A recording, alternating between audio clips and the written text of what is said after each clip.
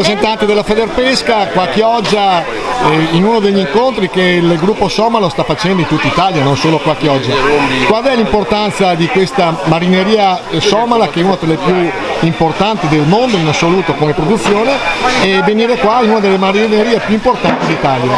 Beh, abbiamo deciso di accompagnare la delegazione somala a Chioggia perché riteniamo che Chioggia sia appunto una delle marinerie più importanti d'Italia e che possa permettere la marineria di Chioggia e anche i nostri operatori della pesca associati a Federpesca possano trasferire o comunque collaborare in un contesto di assistenza, di expertise, di innovazione, di pesca sostenibile, di pesca selettiva e di sostenibilità della pesca.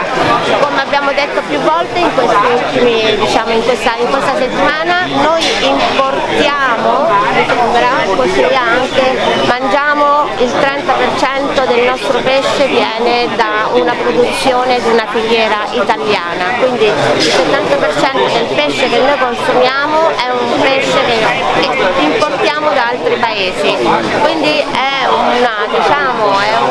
un progetto, un'iniziativa assolutamente per noi importante perché possiamo favorire lo sviluppo di un paese come la Somalia, ma nello stesso tempo anche soddisfare quelle che possono essere le nostre fabbisogni, le nostre esigenze per un approvvigionamento ittico sicuro e di qualità. Grazie. Naturalmente la domanda a Federpesca, al di là delle confortanti parole che ha parlato la nostra interlocutrice, com'è la situazione della pesca in Italia? Siccità, cuneo salino per quanto riguarda i fiumi, come sta andando?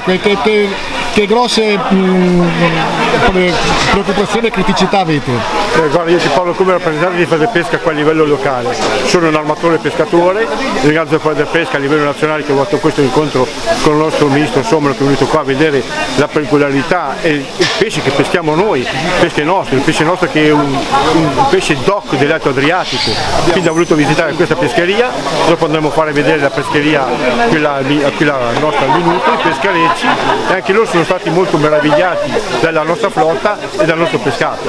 È vero che anche noi come loro subiamo i tempi climatici, il cambiamento del mare, il cambiamento delle temperature e il cambiamento anche del nostro pescato, e su questo si è parlato questa mattina qua in comune col sindaco e con i rappresentanti delle amministrazioni comunali di vedere di un futuro di poter collaborare noi insieme con loro. Quindi il livello dell'influenza è 37,1? Sì.